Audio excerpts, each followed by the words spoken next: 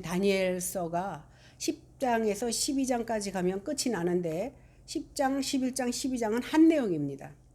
우리가 볼 다니엘서 이 10장, 12장은 다니엘이 보았던 네 번째 환상, 즉 마지막 환상입니다. 10장은 서론 부분으로서 네 번째 환상의 배경을 소개하고 인자에 관한 환상과 또 장래일에 대한 환상을 받을 마음의 준비를 한다고 본다면 11장에서 12장이 계속 이어져서 나오는데 11장은 본론 부분, 12장은 결론 부분 이렇게 생각하면 이해가 쉽습니다. 우리가 오늘 말씀을 살펴보는 가운데 이 말씀을 통해서 계시하시는 하나님의 계시가 무엇인지를 배울 수 있는 시간 되기를 바랍니다. 1절에서 3절을 같이 읽겠습니다. 시작. 바사왕 고레스 제3년에 한 일이 벨드사살이라 이름한 다니엘에게 나타났는데 그 일이 참되니 곧 큰 전쟁에 관한 것이라. 다니엘이 그 일을 분명히 알았고 그 환상을 깨달으니라. 그때에 나 다니엘이 새 이래 동안을 슬퍼하며 새 이래가 차기까지 좋은 떡을 먹지 아니하며 고기와 포도주를 입에 대지 아니하고 또 기름을 바르지 아니하니라. 오늘 기록된 사건은 바사왕 고레스 3년에 있었던 일입니다. 고레스는 자기가 즉위하던 해에 모든 포로들을 본국으로 돌아가라는 칙령을 반포합니다. 그리고 2년이 지난 후에 바사왕 고레스는 유대민족을 70년간의 포로 생활을 이제 접고 해방시킬 때니 돌아가라고 합니다. 그러니까 실상 유대민족을 해방시킨 자는 고레스라고 생각할 수 있잖아요. 고레스가 명령을 내렸으니까. 그러나 사실은 하나님께서 유대민족을 때가 참에 예레미야의 예언대로 이제 고국으로 보내려고 하는 겁니다. 역대하 36장 22절에 보니까 여호와께서 예레미야의 입으로 하신 말씀을 이루려고 바사왕 고레스의 마음을 감동시켰다 이런 내용이 나옵니다. 그러니까 하나님께서 그 마음을 움직이니까 고레스가 이제 칙령을 발표하고 조서를 내리게 된 겁니다. 그러니까 결국은 하나님의 뜻에 의해서 고레스가 이스라엘 백성들을 고국으로 돌아가도록 그는 하나님 앞에 사용받은 도구가 된 겁니다. 이제 하나님께서는 다니엘에게 환상을 통해서 하늘의 비밀을 보여주십니다. 그 환상은 큰 전쟁에 관한 것입니다. 다니엘이 이 환상이 무엇을 의미하는지 그 뜻을 깨닫자마자 3주 동안 맛있는 것 입에 못 댑니다. 고기와 포도주도 입에 대지 않고 또 몸에 기름도 바르지 못합니다. 왜 그랬는지, 왜 그렇게 침울해하며 슬퍼했는지 이제부터 그 내용을 살펴보도록 하겠습니다. 4절에서 6절입니다. 시작. 첫째 달 24일에 내가 힛데겔이라 하는 큰 강가에 있었는데 그때에 내가 눈을 들어 바라본즉 한 사람이 세마포 옷을 입었고 허리에는 우바스 순금띠를 띠었더라. 또 그의 몸은 황옥 같고 그의 얼굴은 번갯빛 같고 그의 눈은 횃불 같고 그의 팔과 발은 빛난 녹과 같고 그의 말소리는 무리의 소리와 같더라. 오늘 정월 24일 그러니까 다니엘이 슬픔을 안고 기도한 지 딱 3주째 되는 날입니다. 유대 종교로 꼭 첫째 달을 니산원이라고 하는데 이 첫째 달 14일부터 21일까지가 유월절입니다. 그리고 유월절 동안에 무교절을 같이 지킵니다. 그런데 지금은 나라가 망했고 성전도 예루살렘에 있기 때문에 절기를 지킬 수가 없습니다. 그런데 고레스가 칙령을 내려서 너희가 너희의 고향으로 돌아가라고 한 그 무렵 때문에 결국은 수르바벨이 1차로 유대인들을 데리고 예루살렘으로 귀환합니다. 그러니까 다시금 우리도 고향에 돌아가서 유월절, 다시 말하면 무교절을 지킬 수 있다라는 소망이 생긴 겁니다. 다니엘은 힛데겔이라 하는 강가에서 환상을 보게 됩니다. 오늘 성경의 힛데겔은 어디냐면 지금의 터키와 이라크 사이에 있는 티그리스 강을 그 고대에는 힛데겔이라고 말했습니다. 그가 이렇게 몇 월 며칠 어디에서 이렇게 말하는 것은 뭐냐면 이 환상이 내가 꾸며낸 것이 아니라 실제적이고 역사적인 사실이라는 것을 오늘 다니엘이 말하고자 한 겁니다. 오늘 본문에서 다니엘이 본 환상은 큰 전쟁에 관한 환상으로 10장에 이어서 11장에 기록되어 있는 북방왕과 남방왕 사이의 전쟁을 말합니다. 다니엘은 이 환상을 통해서 장차 이스라엘 백성들이 닥칠 그 환난, 물론 그때에 거의 200년 후에 있을 일이기 때문에 다니엘은 이 세상에 없습니다. 그러나 자기 민족, 자기 후손들이 겪을 그 아픔을 생각하니까 먹지도 못하고 마시지도 못하고 슬퍼했던 겁니다. 그가 강가에 서 있을 때 영적 세계가 펼쳐지고 영광스러운 모습을 한 어떤 사람이 나타납니다. 그 사람은요, 세마포 옷을 입었고 우바스산 순금을 띠고, 아마 우바스산 순금이 굉장히 좋았나 봐요. 황옥 같았고, 몸은 황옥 같았고, 그의 얼굴빛은 번갯빛 같았고, 그의 눈은 횃불 같고, 그의 팔과 발은 빛난 녹과 같고, 말소리는 큰 무리의 소리와 같았더라. 여러 사람이 말하는 소리처럼 컸다라는 겁니다. 다니엘이 히데겔 강가에서 본 이 사람은 사도 요한이 요한계시록에 나오는 부활하신 인자의 모습과 똑같습니다. 오늘 요한계시록 1장 13절에서 16절에 보니까 촛대 사이에 인자 같은 이가 발에 끌리는 옷을 입고 가슴에 금띠를 띠고 머리털에 희기가 흰 양털 같으며 양털같이 눈 같으며 그 눈은 불꽃 같고 그 발은 풀무불에 단련된 빛난 주석 같고 그 음성은 맑은 물소리와 같으며 그의 오른손에 7별이 있고 그의 입에서 좌우에 날성검이 나오고 그 얼굴은 해가 힘있게 비치는 것 같았다라고 소개하고 있습니다. 오늘 다니엘서와 요한계시록이 아주 비슷한 부분이 많이 나오기 때문에 다니엘을 연구하는 사람도 요한계시록을 연구하는 사람도 둘을 떼어놓고 연구할 수가 없습니다. 허리에 순금을 띄었다라는 것은 왕적 권위를 지녔다라는 것을 말해줍니다. 그리고 얼굴에 번갯빛 같이 있다라는 것은 그가 영광스럽다라는 것을 표현해 주는 겁니다. 팔과 발이 빛난 놋과 같다라고 표현한 것은 심판의 힘을 나타내며, 말소리는 맑은 많은 무리가 외치는 소리 같다라는 말은 큰 위험이 있는 존재라는 것을 나타냅니다. 그런데 우리가 그동안 다니엘서를 쭉 보았지만 다니엘이 보아온 세상 나라 왕들은 어떤 모습으로 나타났습니까?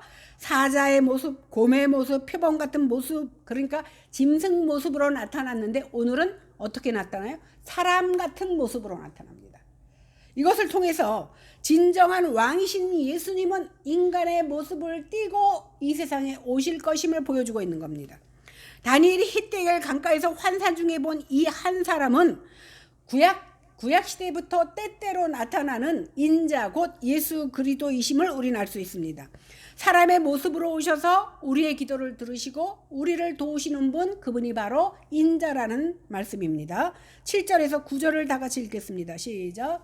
이 환상을 나 다니엘이 홀로 보았고 나와 함께한 사람들은 이 환상을 보지 못하였어도 그들이 크게 떨며 도망하여 숨었느니라.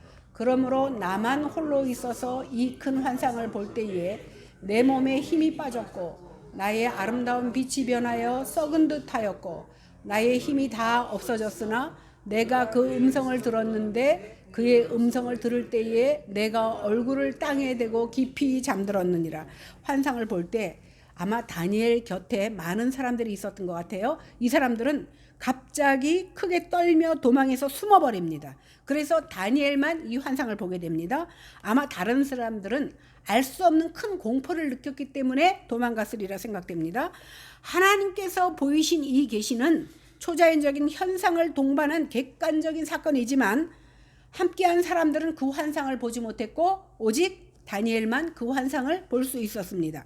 오늘 그 다니엘이 히데겔 강가에서 본 이 환상은 바울이 다메섹 도상에서 본 그 부활하신 예수님을 만난 경험과 우리는 비교해 볼 수 있습니다.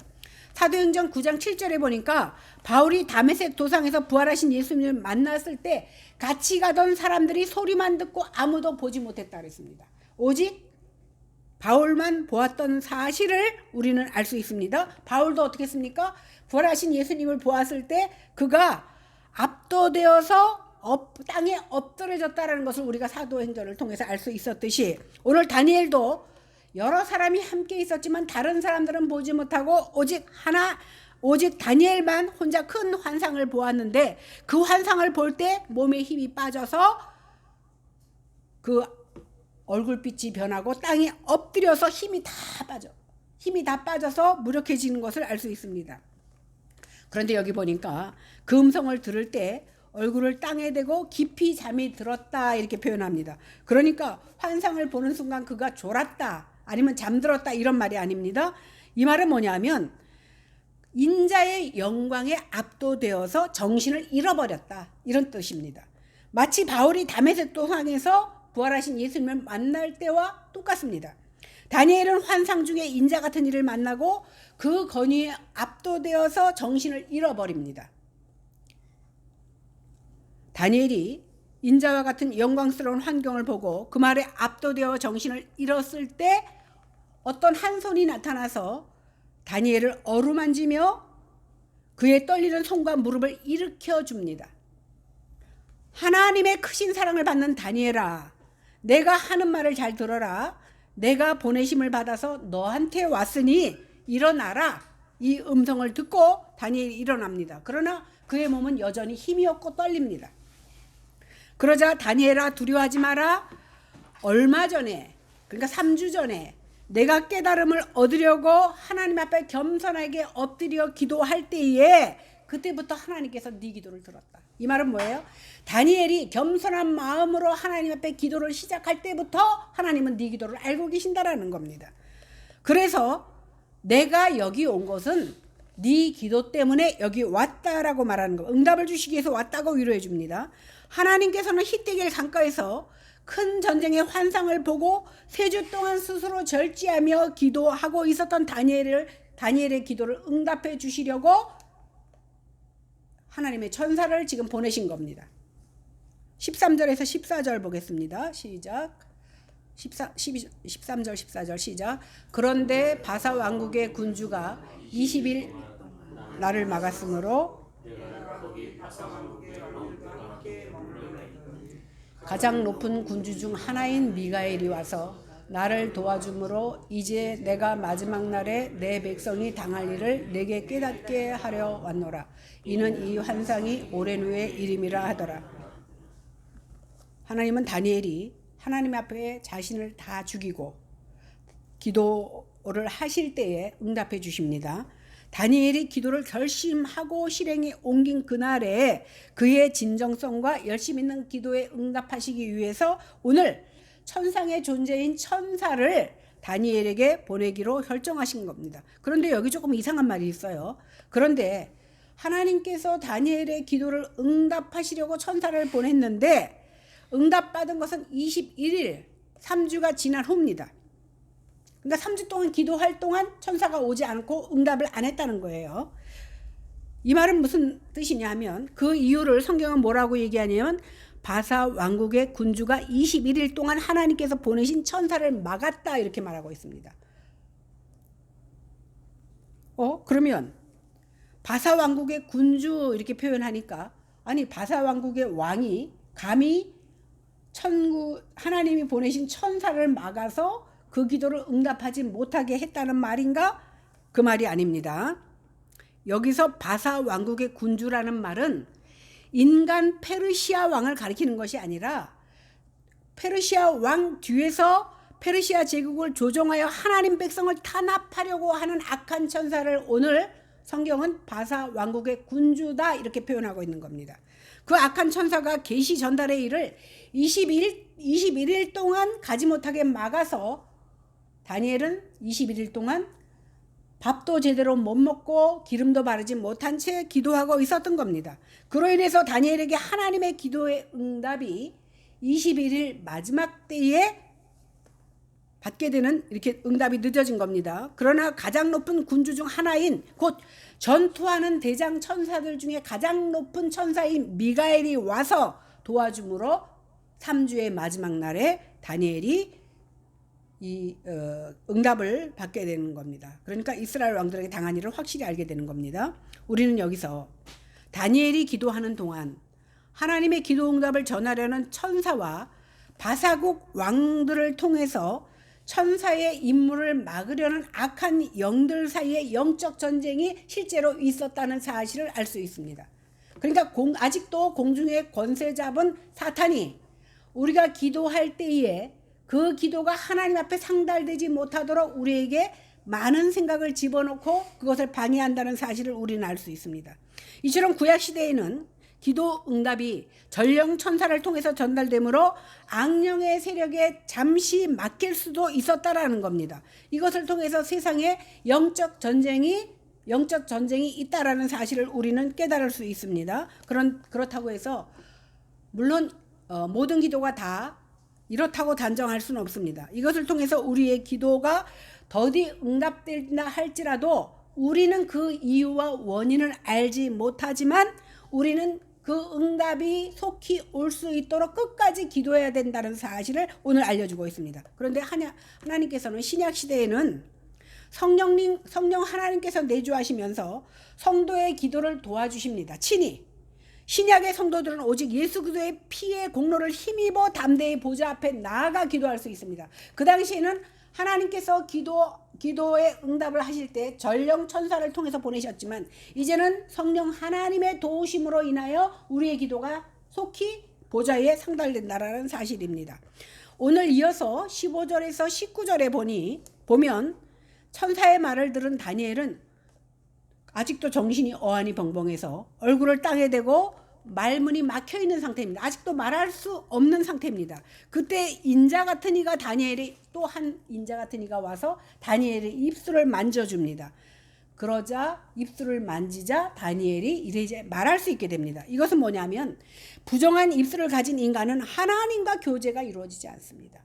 여러분, 우리가 생각하기에 우리는 그냥 제단에 나와서 또 내가 있는 처소에서 하나님 앞에 기도하면 하나님은 내 기도를 들어주시니까 하나님은 늘 열려있는 존재로 생각하지만 사실은 우리가 깊이 생각해 보면 조직신학에서 배우는 게 뭐냐면 죄는요 1에서 10가지를 우리가 생각할 때 1은 작은 거고 10은 큰 거라고 생각하지만 하나님 보시기에 죄는 똑같이 죄입니다. 그런데 하나님은 완전한 존재이기 때문에 이 죄가 0.0000001도 포함되지 않은 분이에요. 하나님이 가장 싫어하는 것은 죄입니다. 그래서 하나님께서는 우리를 구원하실 때 율법의 완전을 요구한 겁니다. 그런데 우리는 율법의 완전은커녕 율법의 0.001도 지킬 수 없는 죄악을 가지고 있어요. 그래서 율법을 완전히 이루신 예수님만이 우리의 죄를 사해 주실 수 있고 그 십자가의 보혈로 말미암아 우리가 사함을 받은 거예요. 그래서 대속했다라고 말하는 겁니다. 무슨 말인지 이해가 되죠? 그래서 이제 다니엘도 우리가 보기에는 하나님 앞에 인정받고 믿음이 굉장히 좋은 사람이지만 하나님 보시기에는 다니엘조차도 죄인이라는 거예요. 그 죄인의 입술을 가지고는 하나님과 말할 수 없는 상태이기 때문에 하나님께서 그의 입술을 만져주시고 그의 사죄의 은혜를 베풀어 주셨을 때 비로소 다니엘이 입을 열게 됩니다. 그리고 그동안 내가 얼마나 깊은 고뇌에 빠졌으며 어떻게 몸의 기운을 다 잃게 되어서 아까 보니까 죽을 수밖에 숨도 쉴 수 없을 만큼 숨도 못 쉬면 우린 죽잖아요. 그런 상황에 된 얘기를 할 수 있습니다. 그리고 내 주여 이 환상으로 말미암아 내 근심이 내게 더함으로 내가 힘이 없어졌나이다. 내 몸에 힘이 없어졌고 호흡이 얼마 남지 않다고 느낄 만큼 이제 내가 마지막이라고 느낄 만큼 그는 연약해졌다라는 겁니다. 그런 내가 어찌 이 비천한 종이 어찌 감히 주님과 말할 수 있겠습니까? 라고 말한 겁니다. 그러자 사람처럼 생긴 이가 다시 다니엘을 만지면서 강건하게 하여 달라고 말합니다. 큰 은총을 받은 자여 두려워하지 말라. 평안하라. 강건하라. 강건하라. 이렇게 말씀합니다. 그 말씀을 듣는 순간 다니엘이 힘이 솟아나서 하나님의 계시를 받을 수 있게 됩니다. 여기서 우리는 인간의 힘으로는 어느 누구도 하나님의 은혜를 감당할 수 없고 하나님께서 우리에게 영적인 은혜를 주셔야만이 우리가 주님의 은혜도 감당할 수 있음을 깨닫습니다. 그래서 여러분, 우리가 여기 나와 앉아 있는 것이 어떤 이유로 나와 있든 기적인 겁니다. 왜? 하나님의 영이 임하지 않으면 이 자리에 나와 앉을 수가 없는 겁니다. 주님의 위로는 힘의 원천이 됩니다. 그리고 주님만이 우리에게 참된 위로와 영적인 힘을 주실 수 있습니다. 그래서 그래야만 두려워하지 않고 편안하고 강건해질 수 있는 겁니다. 우리가 이 땅에 살면서 영적 전투를 감당해 나갈 때 굉장히 부담감을 느끼고 그거로 인해서 오히려 모든 능력을 상실해 버릴 수도 있습니다. 왜 그러냐 하면 우리는 굉장히 연약한 질그릇과도 같습니다. 뭐 제가 한 이제 2주가 넘었지만 차에서 내리다가 뭐 걸어보지도 못하고 꼬꾸라졌는데 뭐 이 갈비뼈 2개가 나갔잖아요. 물론 이건 육체지만 사실은 육체보다 더 연약한 것이 영혼일 수도 있어요.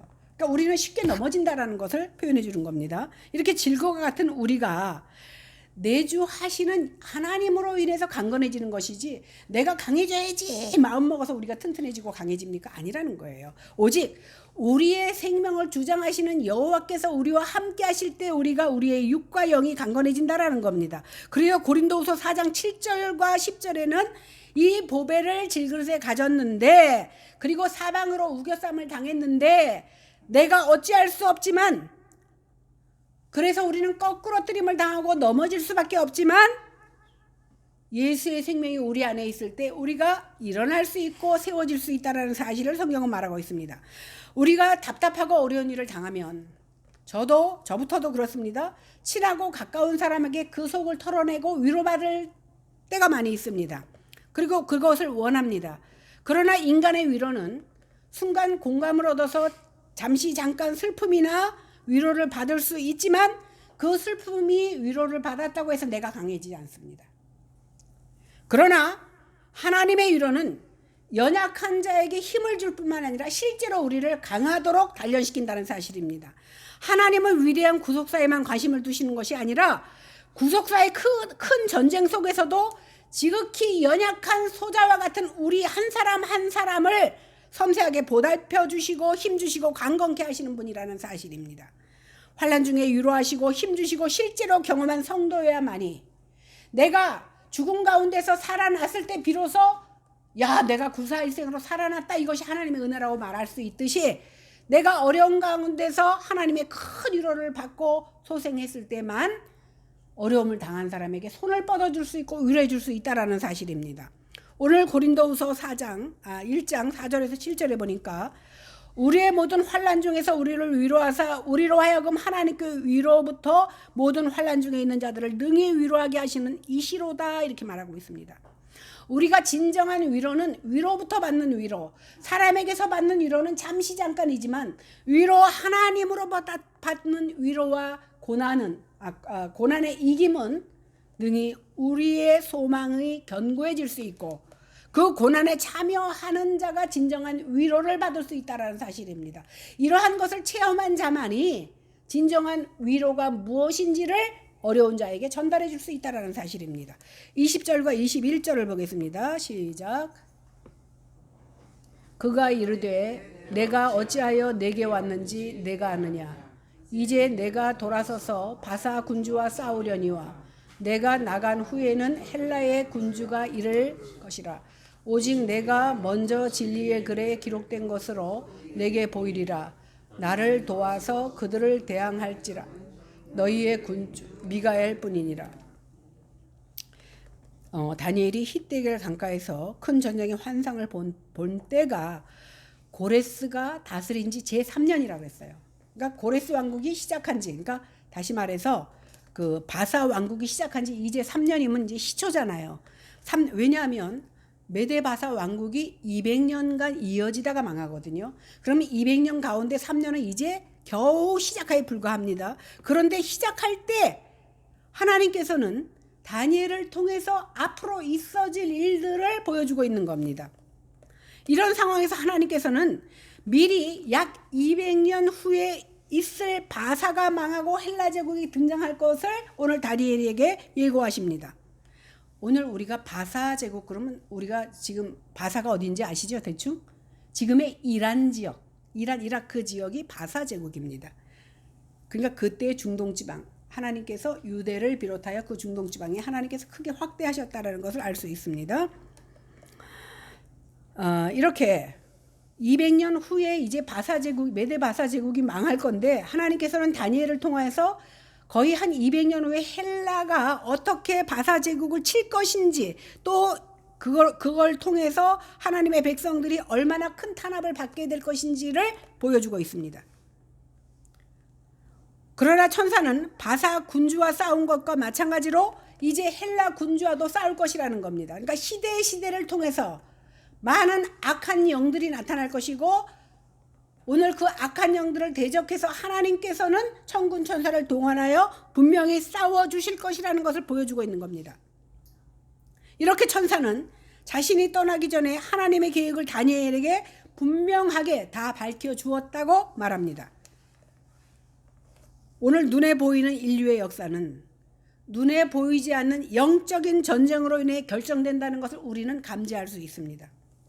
이럴 때 우리가 할 수 있는 일은 다니엘이 한 것과 똑같은 일을 하면 됩니다. 그러니까 우리가 생각하기에 이 시대에 돌아가는 모든 것, 지금 우크라이나와 러시아가 싸우고 있어, 제발 좀 전쟁 좀 안 했으면 좋겠어, 그죠? 이스라엘에서도 전쟁해, 우리가 좀 제발 좀 안 했으면 좋겠어. 물론 내 나라에서 전쟁은 일어나지 않았지만 이 지구상에서 여러 가지 악한 일들이 일어날 때마다 우리는 어찌할 바가 없어요.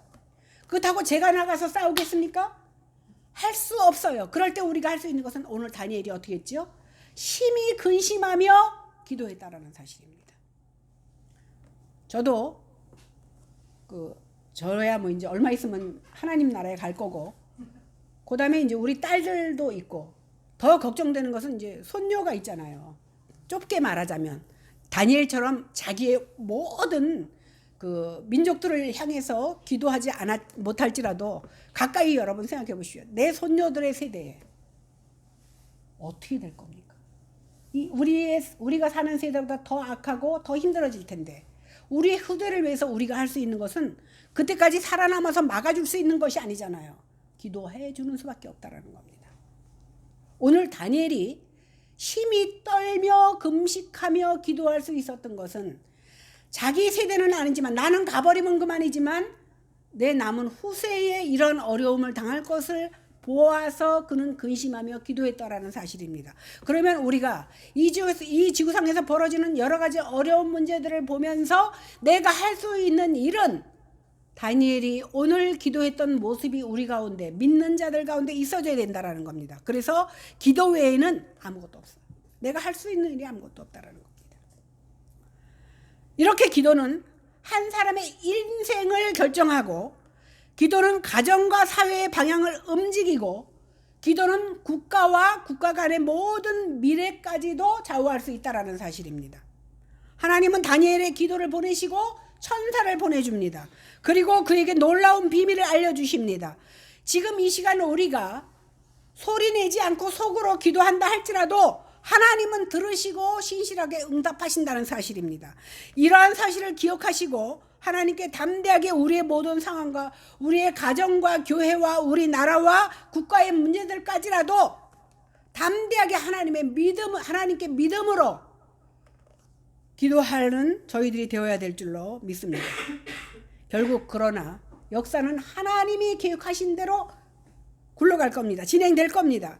스스로 아무리 강건하다고 해도 하나님이 은총을 베푸시지 않는 사람은 결국은 무너질 수밖에 없습니다. 고대 근동의 광활한 지역을 통합해서 헬라 제국을 세운 알렉산더, 그가 10년 만에 전 세계를 제패할 정도로 얼마나 강건했습니까? 그대로 간다면 그가 32살, 33살 뭐 요 사이에 죽었잖아요. 그러면 그가 10년만 더 움직였어도 얼마나 세상이 달라졌겠습니까? 그러나 그의 기한을 하나님께서 10년으로 정하시고 젊은 나이에 후손도 없이 데려갔습니다. 인간이 아무리 강대한 제국을 세울지라도 하나님께서 막으시면 세우지 못한다는 사실입니다. 그 평화는 유지되지 않는다는 사실입니다. 세계를 정복했다고 해서 힘 있는 것이 아닙니다. 하나님이 치시면 아무도 설 수 없습니다. 하나님이 평안케 하셔야 평안을 누리고 하나님이 강건케 하셔야 강건해진다라는 사실입니다. 이것을 알기 때문에 은총을 입은 자는 자기 연약함을 겸손히 하나님께 의존합니다. 그래서 하나님, 내가 할 수 있는 일은 아무것도 없고 하나님이 보여주시는 그 환상만 보고도 어떻게 됐어요? 기운을 다 잃고 기절해 버릴 정도였어. 그게 바로 우리라는 거예요. 우리도 똑같은 일을 겪어보세요. 갑자기 놀라운 일을 보면 정신줄을 놓아버리지 않습니까? 이렇게 연약한데도 우리는 어떻다고 생각합니까? 가장 어리석은 사람이 예수 믿으라 그러면 나는 자기 주먹을 믿는데 지 주먹이 어떻게 자기를 구원합니까? 그래서 이사야 선지자는 여호와께서 나의 힘이시며 나의 구원이시다 이렇게 고백하는 겁니다. 이사야 12장 2절에 보니까 보라 하나님은 나의 구원이시라 내가 신뢰하고 두려움이 없으리니 주 여호와는 나의 힘이시며 나의 노래시며 나의 구원이시다 이렇게 말합니다. 이 이사야 선지자의 고백이 우리의 고백이 돼야 돼. 내가 잘나서 천년 만년 살 것 같지만 지금이라도 하나님 부르시면 우리는 갈 수밖에 없는 연약한 존재입니다. 그래서 저는 사실 언젠가부터 오늘이 하나님이 나에게 주신 이 세상에서 나에게 주신 마지막 날이라는 생각을 늘 하며 삽니다. 지금 불러도 우리가 기쁨으로 하나님 아멘 주 예수에 오시옵소서 주 앞에 나아갑니다 기도할 수 있는 신앙이 많은 사람들은 죽기 전에 회개하면 된다. 언제 죽을 줄 알고. 지금이 내 마지막 순간인 줄 알고 늘 우리는 하나님 앞에 겸손하고 회개하는 모습으로 살아야 될 줄로 믿습니다. 그렇다면 오늘 다니엘 10장을 통해서 오늘 주시는 하나님의 교훈이 무엇인지를 한번 생각해 보도록 하겠습니다. 지금도 우리 눈에 보이지 않지만 이 공중에는 영적인 전쟁이 일어나고 있다는 사실입니다. 천사 미가엘과 악령들의 전투가 지금도 벌어지고 있다는 사실입니다. 우리 내부에서도 오늘 로마서 8장에 말하듯이 성령의 사람과 악령의 사람이 싸우고 있습니다. 우리는 날마다 하나님의 뜻대로 살고자 하지만 내 속에서 끌어 잡아당기는 악령의 손길이 우리를 거부할 수 없게 만듭니다. 그래서 때로는 하나님 앞에 잘 살기로 마음에 작정했다가도 어느 순간에 성령의 사람은 어디로 가고 내 속에 악한 것이 일어나서 하나님이 원하지 않는 모습으로 삶을 드릴 때가 있다라는 사실입니다. 그래서 오늘 요한계시록 12장 7절에 보니까 하늘에 전쟁이 있으리니 미가엘과 그의 사자들이 용과 더불어 싸운다 그랬습니다. 이게 언제까지 갑니까? 마지막 때까지 간다라는 거예요. 이것을 보여주는 것은 뭐예요? 크게는 이 공중 안에서 미가엘과 사탄 용이 싸우고 있지만 내 속에도 똑같이 내 속에 있는 미가엘과 내 속에 있는 용이 싸우고 있다는 거예요. 그래서 우리는 날마다 이 길로 갈까 저 길로 갈까 아유 오늘 하루쯤 교회 빠져도 되겠지 그러면 우리는 용에게 진 것이고 그래도 나는 이기고 나가야지 그러면 미가엘이 이긴 거예요. 그러니까 내 속에서 성령의 사람과 사탄의 사람이 늘 싸우고 있다는 겁니다. 우리도 사탄과 악한 영들과 더불어 지금도 싸우고 있습니다. 그래서 에베소서 6장 12절에 보니까 우리의 싸움은 혈과 육을 상대하는 것이 아니요 통치자들과 권세자들과 이 어둠의 세상 주관자들과 하늘에 있는 악의 영들과 상대함이라. 결국 세상에 속해 있는 사람이나 세상에 속해 있는 것들과 싸우는 것 같지만 사실은 그 내면에는 악한 영들과의 싸움이 일어나고 있다는 사실입니다. 우리는 마음의 문을 열어서 세상의 모든 일들 배후에서 일어나는 이 영적 전쟁을 볼 수 있어야 돼. 그래야 승리할 수 있다는 거예요.